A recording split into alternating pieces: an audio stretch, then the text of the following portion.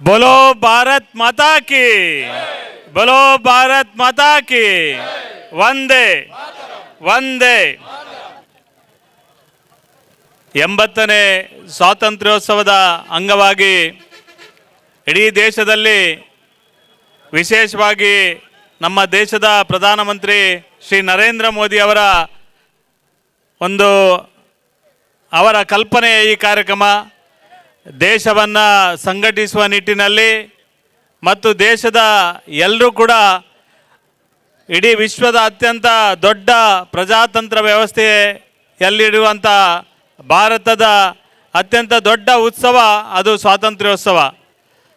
ಬರುವ 15ರಂದು ನಡೆಯುವಂಥ 80ನೇ ವರ್ಷದ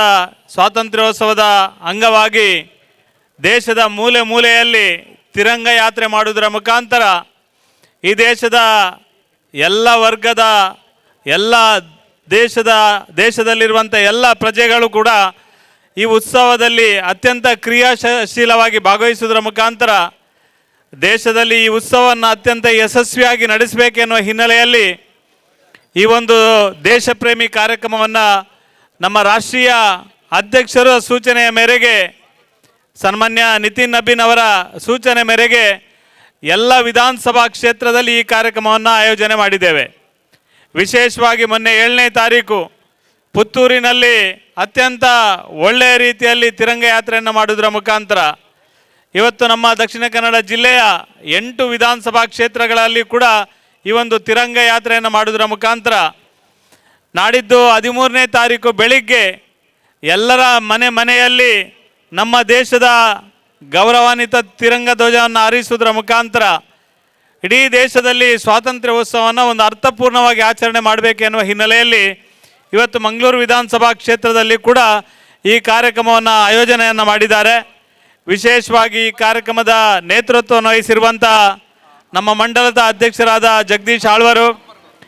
ನಮ್ಮ ಪ್ರಧಾನ ಕಾರ್ಯದರ್ಶಿಗಳಾದ ದಯಾನಂದ್ ತೊಕ್ಕೊಟ್ಟು ಮತ್ತು ಮೋಹನ್ ರಾಜ್ ಕೆ ಆರ್ ವಕೀಲರು, ಅದೇ ರೀತಿ ವಿಶೇಷವಾಗಿ ಜಿಲ್ಲೆಯ ಉಪಾಧ್ಯಕ್ಷರು ಮತ್ತು ನಮ್ಮೆಲ್ಲರ ಆತ್ಮೀಯರಾದ ರವೀಂದ್ರ ಶೆಟ್ಟಿ ಉಳಿದೊಟ್ಟ ಅವರು, ವಿಶೇಷವಾಗಿ ಕಾರ್ಗಿಲ್ ಯುದ್ಧದಲ್ಲಿ ನೇರವಾಗಿ ಭಾಗವಹಿಸಿರುವಂಥ ನಮ್ಮದೇ ಪಿಲಾರಿನ ನಮ್ಮ ಅತ್ಯಂತ ಆತ್ಮೀಯರು, ನಮ್ಮ ಎಲ್ಲ ಕೆಲಸ ಕಾರ್ಯಗಳಲ್ಲಿ ಈ ಸಾಂಸ್ಕೃತಿಕ ಕಾರ್ಯಕ್ರಮ ಆಗಿರಲಿ ಅಥವಾ ದೇಶಭಕ್ತಿ ಯಾವುದೇ ಕಾರ್ಯಕ್ರಮದಲ್ಲಿ ಸಕ್ರಿಯವಾಗಿ ಭಾಗವಹಿಸುವಂಥ ಶ್ರೀ ಪ್ರವೀಣ್ ಶೆಟ್ಟಿ ಪಿಲಾರು ಇವರು ಈ ಒಂದು ತಿರಂಗ ಯಾತ್ರೆಗೆ ಚಾಲನೆ ಕೊಡುವುದರ ಮುಖಾಂತರ ಈ ಒಂದು ಅರ್ಥಪೂರ್ಣದ ಕಾರ್ಯಕ್ರಮವನ್ನು ಇವತ್ತು ಆಯೋಜನೆ ಮಾಡಿದ್ದಾರೆ. ವಿಶೇಷವಾಗಿ ಈ ಕಾರ್ಯಕ್ರಮದ ಮಹತ್ವವನ್ನು ನಮ್ಮೆಲ್ಲರ ಹಿರಿಯರು, ನ್ಯಾಯವಾದಿಗಳು, ಜಿಲ್ಲೆಯ ಮಾಜಿ ಅಧ್ಯಕ್ಷರು, ವಿಶೇಷವಾಗಿ ವಿಧಾನ ಪರಿಷತ್ನ ಸದಸ್ಯರಾಗಿ ಈ ಭಾಗಕ್ಕೆ ವಿಶೇಷವಾಗಿ ನಮಗೆ ಕೊಡುಗೆಯನ್ನು ಕೊಟ್ಟಿರುವಂಥ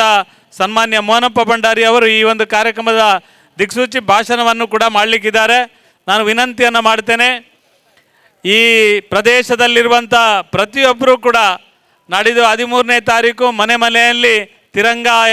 ಧ್ವಜವನ್ನು ಅರಳಿಸುವುದರ ಮುಖಾಂತರ 80ನೇ ವರ್ಷದ ಈ ಒಂದು ಸ್ವಾತಂತ್ರ್ಯೋತ್ಸವವನ್ನು ಅರ್ಥಪೂರ್ಣವಾಗಿ ನಾವೆಲ್ಲ ಆಚರಣೆ ಮಾಡೋಣ. ಮುಂದಿನ ದಿನಗಳಲ್ಲಿ 2047ಕ್ಕೆ 100 ವರ್ಷ ಆಗುವಂಥ ಸಂದರ್ಭದಲ್ಲಿ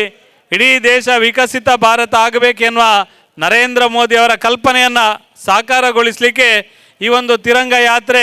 ಅತ್ಯಂತ ಮಹತ್ವದ ಹೆಜ್ಜೆ ಅಂತ ನಾವೆಲ್ಲ ತಿಳ್ಕೊಂಡಿದ್ದೇವೆ. ಅಭಿವೃದ್ಧಿ ಮತ್ತು ಬಡವರ ಕಲ್ಯಾಣ ಎಲ್ಲ ಸಂಗತಿಯನ್ನು ಮುಂದಿಟ್ಟುಕೊಂಡು ಕಳೆದ 12 ವರ್ಷಗಳಿಂದ ನರೇಂದ್ರ ಮೋದಿ ಅವರು ದೇಶಕ್ಕೆ ಒಂದು ಸಮರ್ಥ ಆಡಳಿತ ಕೊಟ್ಟಿರುವಂಥ ನಮ್ಮೆಲ್ಲರ ನೆಚ್ಚಿನ ಪ್ರಧಾನಮಂತ್ರಿಯವರ ಈ ಒಂದು ಸಂಕಲ್ಪದ ಕಾರ್ಯಕ್ರಮವನ್ನು ನಾವೆಲ್ಲ ಯಶಸ್ವಿಯಾಗಿ ನಡೆಸುವ ಎನ್ನುವ